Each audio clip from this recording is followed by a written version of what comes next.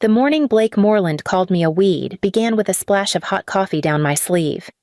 I had just stepped into the elevator when he spun around too quickly, his cup tilting, the liquid streaking across the white fabric of my shirt. The heat stung, but his expression stung more. "If you watched where you were going, Marin, this would not happen," he said, brushing past me as if I were nothing more than a misplaced box. "I walked straight in," I answered quietly. He did not bother responding. The elevator doors opened, and he strode out as if the building itself owed him space. I tried to shake it off. It was only 8 in the morning, and I had a dozen routing reports waiting on my desk. But an hour later, in the parking lot, he swung his car door open just as I passed. The edge clipped my side mirror hard enough to make it snap backward. He stared at the damage, then at me. "You really need to be more aware," he said, the same cool irritation in his voice. "You take up more space than you should." It was the second time he blamed me for something he caused. Small things, but the kind that carried intention. I kept my breath steady, but my chest tightened in a way I could not ignore. By the afternoon, he called an unscheduled meeting. No agenda, no context. Just a calendar notification instructing me to be in conference room 3 at 3 o'clock. I walked in to find Blake already standing, hands clasped in front of him, eyes sharp. A few team members sat along the wall, uncertain why they were there. "You know," Blake began, "some people help a department grow. Others—" His gaze landed on me, cold and deliberate. "Others are like weeds. They spread. They choke progress, and they need to be pulled out." The room fell still. "Leave immediately. You're fired." For a moment, I simply breathed. Then I felt something settle inside me, steady, unshaken. "I'm afraid I can't," I said. A slow, measured voice sounded behind me. "She's right." Rowan Hale, the chief executive officer, stepped forward. Blake's confidence collapsed in an instant. 3 months earlier, I should have seen the first cracks forming. 3 months earlier, I was just Marin Lyle, 36, senior data operations analyst, the kind of person most people only emailed when something went wrong. Back then, Halcyon's routing compliance engine was my entire world automation rules, shipment audits, exception alerts, and the thousands of tiny decisions the system made every hour. I spoke to it more than I spoke to people. It was easier that way.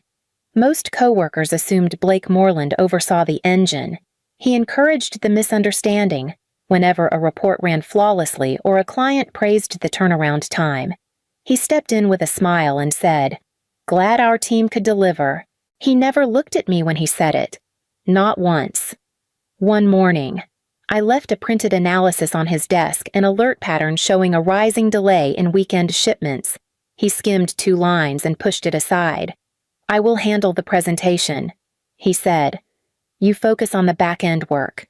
That is where you shine." I recognized the tone. He was carving out the spotlight before the meeting even started. In the hallway later, I heard our HR partner praising him. "Your department is the calmest part of this building. Blake, whatever you're doing, keep it up." He laughed, warm and confident, and I walked past unnoticed, holding the actual code that kept his department alive. Outside of Halcyon, life felt tighter. My father's medical bills in Bend were piling higher each month, and I checked my bank account more often than I checked the weather. I told him I was fine. He never asked how hard the job really was. That afternoon, as I reviewed shipment logs, a message popped up from the finance vice president, Lila Hart. "Hey, Marin," she wrote. "Quick question. Did you intend to submit 2 versions of the Q2 routing report? The totals don't match Blake's presentation packet." My fingers hesitated over the keyboard. I had submitted 1 version. Only 1. Once Lila's message arrived, I began looking at the numbers with a different kind of attention. It did not take long to notice the seams pulling apart. By Wednesday morning, 2 key performance indicators had shifted in a way that made no statistical sense. A spike in shipment delays had been flattened into a gentle curve. A cluster of customer complaints vanished from the shared tracker without explanation. I stared at the empty rows, feeling the familiar tightness behind my ribs. When I brought the discrepancy to Blake, he didn't bother hiding his irritation. "You worry too much, Marin," he said, waving a hand over the spreadsheet I'd printed. "Executives do not want noise. They want clean lines, smooth trends. They want accuracy," I replied. These numbers were altered. His jaw tightened. Then make them look right. Adjust the delay analytics. Bring the totals in line with last quarter. That would be misleading. Blake leaned closer. "It would be helpful. You do want to be helpful, don't you?" For the first time, I saw the edge beneath his polished surface. I folded the spreadsheet and walked out without another word. Later that night, still unsettled, I logged into the server to review the report history. A timestamp caught my eye: 2:14 in the morning, an edit made under my credentials. I hadn't been awake at that hour. I pulled up the detailed log, and the truth hit hard. Blake had used my access token. If audit reviewed that version, the blame would fall on me. My hands trembled as I saved copies of the logs into a personal legal safe archive. I labeled everything carefully. Every file, every timestamp. The rot was deeper than I'd realized, and Blake had already begun carving out the perfect scapegoat.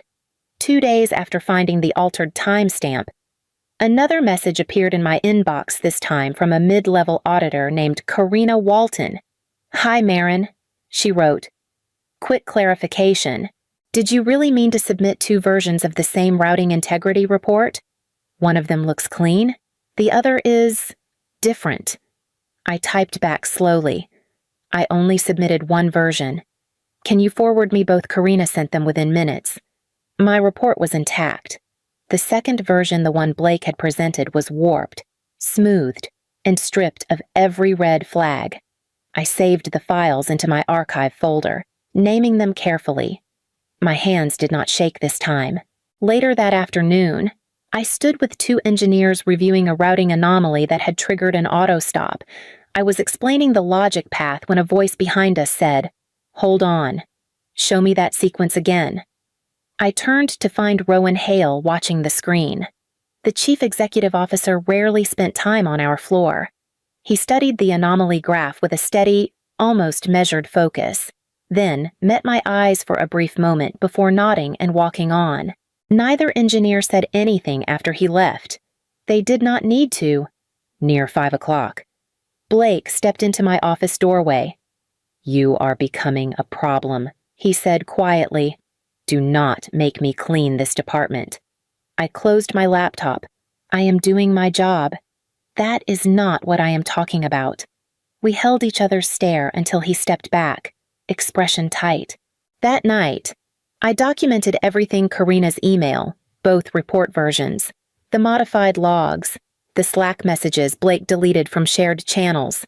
Each file went into my archive with a new label. The next morning, in the parking lot, Blake's car door swung open just as I walked by. It hit my side mirror, snapping it back. He didn't apologize. "Not essential," he muttered. Neither was the accident, but the intention was unmistakable. By the next week, shipment delays spiked hard enough that even the client inbox turned sharp. Blake began forwarding every angry message directly to me, only to me, each one marked urgent. "Handle this," he wrote again and again. When I checked the shared inbox to see if anyone else had responded, there was nothing. Every forwarded complaint he sent me had been deleted from the group thread. I stared at the empty list, the cursor blinking like a warning. Around 10 that morning, an alert from my routing engine lit up my screen. Rule override detected. A rule I had written myself, one that prevented misrouted freight during high-volume hours, had been forcefully disabled. I whispered aloud. "Who touched this?" I pulled up the access logs. There it was, stamped clearly. The override originated from Blake's admin-level account at 3:28 in the morning. I saved the entire trail override signature, timestamp, user ID into a new folder inside my archive. Another incident file. Another quiet piece of truth. Near noon. Callie from reporting brushed past my desk and lowered her voice. I heard Blake talking to HR. She said, "He kept saying he is streamlining the team before the end of the quarter. He mentioned your name." I felt the words settle into my chest like weight. Did he say why? No. Just, be careful. I nodded once. She hurried away. By mid-afternoon, I received a calendar alert for a cross-department review meeting, except my name wasn't on the attendee list. I tried to open the deck they were using, but the permissions were locked. These were my metrics, my engine, my rules. Still, Blake had blocked my access. I walked to his doorway. Why am I not included in the review? He didn't look up. Because you're not needed. I will speak for the team. For my work. I said. For the department, he corrected, voice clipped. Now go back to your desk. The door clicked shut behind me. The meeting in conference room 3 was already underway when I stepped inside. Blake stood near the screen, laser pointer in hand, his voice smooth as he walked the group through a set of flawless-looking charts. The numbers glowed clean, almost too clean. A few department leads sat against the wall. Karina from audit was there too, her arms crossed. At the far end of the table, Rowan Hale watched Blake with a stillness that made the air heavier. Blake paused when he noticed me. "You are not on the attendee list." "Marin." "I know," I said quietly, taking a seat near the door. He cleared his throat and clicked to the next slide. "As you can see, trend stability remains strong. Shipment delays are minimal, and client satisfaction, that is impossible." Karina cut in. "The client queue has been overflowing all week." Blake smiled, strained. "Temporary noise." I chose to filter out anomalies to give leadership a clearer perspective. Rowan's gaze sharpened, filtered how Blake stumbled only for a second. "Standard adjustments. I can walk you through them later." I felt his eyes flick toward me. His voice hardened. Some team members resist change. Some even create friction that harms productivity. I knew what was coming before he said it. "You're like a weed, Marin, spreading problems. We're pulling you out. You're fired. Leave the room." A few heads turned sharply. Someone exhaled. Blake waited for me to stand, confident the moment belonged to him. But 3 months of altered logs, deleted complaints, false reports, and stolen credentials sat in my memory like anchors. I stayed seated. "I'm afraid I can't," I said. Blake's jaw clenched. "Excuse me." I felt a presence behind me steady. Composed. "She's right," Rowan said. The room went silent. Blake's face drained of color, and for the first time, he had nothing to say. Rowan stepped farther into the room, the door closing behind him with a soft click. "Marin," he said, "show us what you have." Blake moved first. "Rowan, that is unnecessary. She is confused. I can explain every sit down," Rowan said. The command was quiet, but the authority in it left no room for argument. Blake's mouth snapped shut as he lowered himself into the nearest chair. I opened my laptop. "Karina, you sent me 2 versions of the same routing integrity report last week. This is the one I submitted." I tapped the first file. "And this is the altered version Blake used in his presentation." Karina's eyes widened. "These numbers aren't even close." I continued. "Here are the login logs. An edit was made under my credentials at 2:14 in the morning. I was not online at that time." I slid the screen toward Rowan. The token used belonged to Blake. Blake leaned forward. "That is taken out of context." Rowan raised a hand. "Not another word." I pulled up the next set of files. Shipment complaints removed from the shared tracker. Each deletion was executed from Blake's admin account. Then I opened the engine diagnostics. And here an unauthorized override of a routing rule I created. It was triggered at 3:28 in the morning, Someone at the table whispered, "This is sabotage." Rowan nodded to the legal counsel at his left. She scanned the documents, her expression darkening. "This is potential regulatory exposure, breach of client contract, manipulation of operational reports." I brought up one final file. There were also forced error injections tied to my credentials. It should have their own logs. Rowan signaled to the IT lead at the back. He opened his tablet, eyes flicking rapidly. "Confirmed," he said. Blake labeled them as Marin's performance failures. A long beat passed. Rowan turned back to Blake, his voice colder than I had ever heard. "I flagged your department months ago. The numbers never matched what I saw internally." Blake's breath hitched, and just like that, the unraveling began. HR moved faster than I expected. Within an hour of the meeting ending, 2 representatives arrived on our floor with clipped voices and firm expressions. "Blake Moreland," one of them said from his doorway, "you are being placed on administrative leave pending investigation. Gather your personal items only." Blake stared at them, stunned. "You cannot be serious. This is a misunderstanding." Rowan stepped in behind them. "It was serious the moment you falsified operational data." Blake's eyes darted toward me before he finally stood. He tried to speak twice, but no words came out. HR escorted him down the hall, his footsteps uneven, the door shutting behind them like a final seal. As soon as he disappeared, the room loosened. Callie from reporting stepped over, lowering her voice. "I did not want to get involved earlier, but Blake deleted 3 of my client emails last month and told me to stay in my lane." I kept copies. Karina nodded. "He tried to pressure me into approving a trimmed set of audit numbers. I refused. He stopped inviting me to review sessions after that," another engineer added. "He told me to ignore a routing exception because it would make the department look messy. It caused a 2-day delay. One by one, the stories surfaced, each one sharper than the last. I listened, steady but exhausted, the weight of the past months settling in my shoulders. Then a message pinged on the shared client line. Rowan's assistant forwarded it to me, and legal. A major client had submitted documented proof that Blake falsified their delivery audit. Dates, signatures, altered metrics all neatly attached. Legal murmured, "That alone is grounds for termination for cause." I stepped back from my screen and finally exhaled, not with triumph, just release. A moment later, Rowan appeared beside my desk. "Marin," he said softly, "walk with me." We stepped into a quiet conference room. He closed the door. "I have been watching your work for months, and now I understand exactly who keeps this place standing." He paused, studying my face. "I want to discuss what comes next for you here." I folded my hands, steady, listening.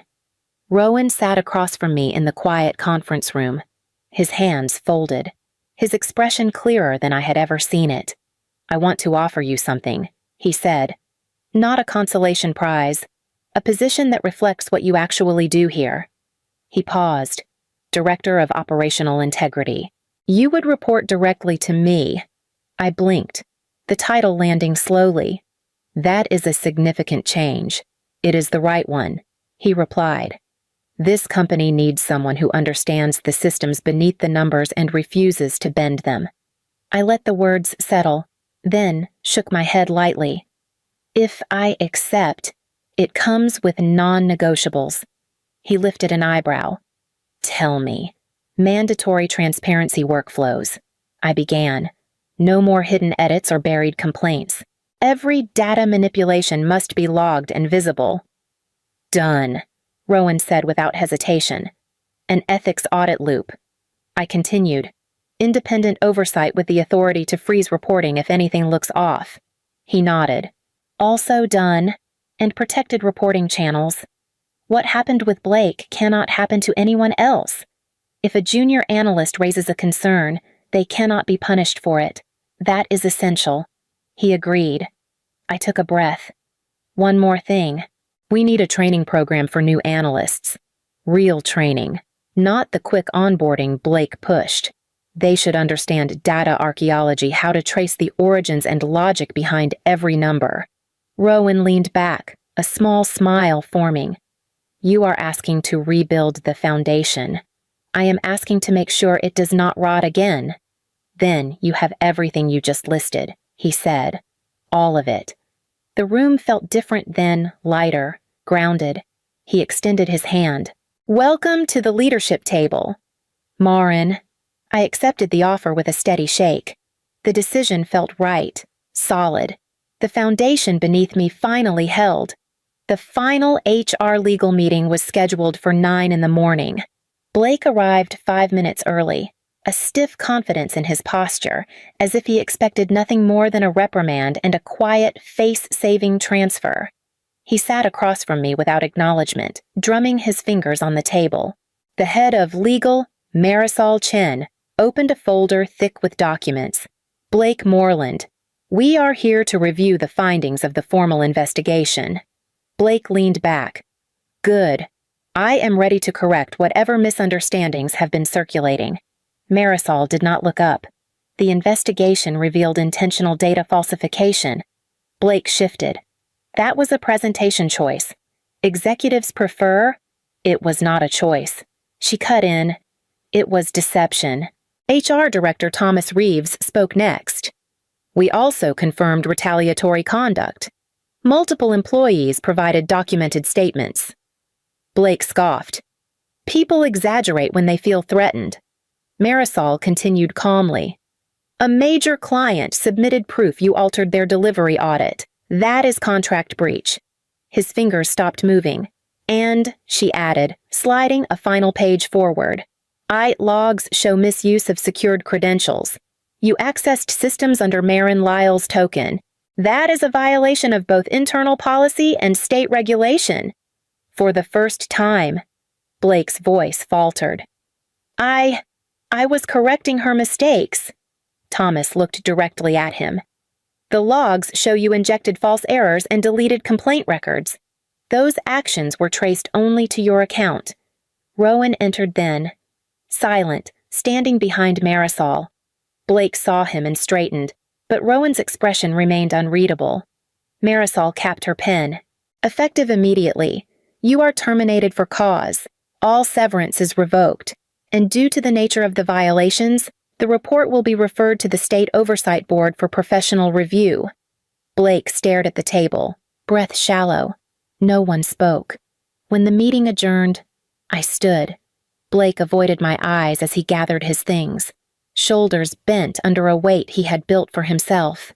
I did not speak. There was nothing left to say. Outside, the Portland air was cold, sharp enough to clear the last traces of the room from my lungs. I stepped into it with steady footing, not uprooted, not a weed, something deeper, something built to hold an entire system upright.